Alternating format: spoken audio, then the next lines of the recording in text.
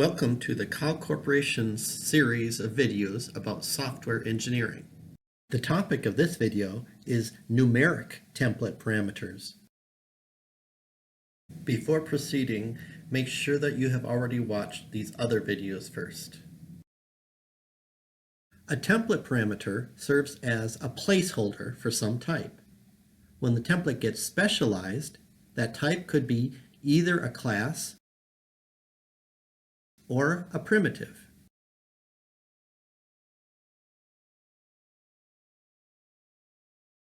When programming a template parameter, the class keyword is equivalent to the type name keyword.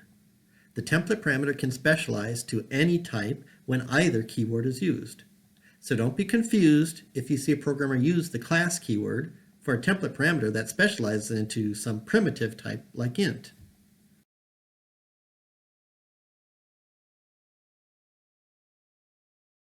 Instead of being a placeholder for a type, a template parameter could be a placeholder for a numeric value. Doing that gives templates a capability of performing some compile time computations. Notice how a template usually communicates the result of that computation back to the client code. The result is programmed to be an initialization value, initializing a static data member. To access that result, client code uses the normal double colon fully qualified syntax of a static data member. The important thing to understand is that this computation happens entirely at compile time, making your software run very fast. This programming is equivalent to the client programmer calculating 8 ahead of time and simply typing a literal numeral 8 in his client code. Remember that template programming allows you to write a special implementation which will be used for one specific specialization. That's still the case for numeric template parameters also. Here, we've written a special implementation for whenever this template parameter is being specialized to 0.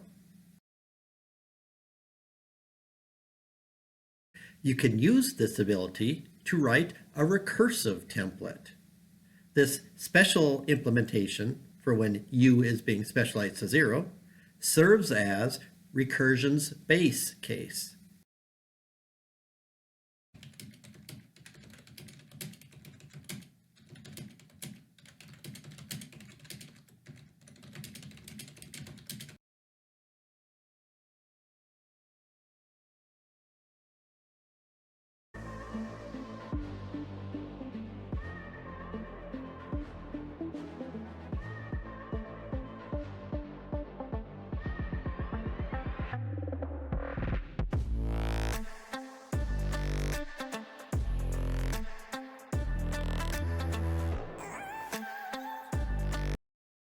Template metaprogramming is the skill of using templates and complicated types to describe compile time logic like we did in the previous example.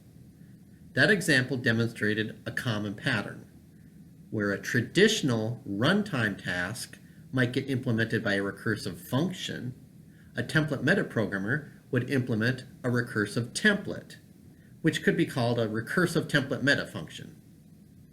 And where a traditional runtime task produces its result in a return value, a template metaprogrammer's result is implemented as a static data member. That could be called its template meta return.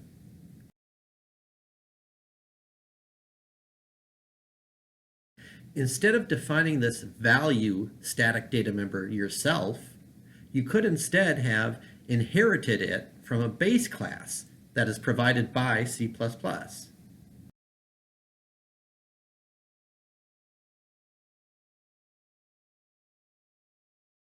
This integral constant base class doesn't do anything except for defining that static data member for you.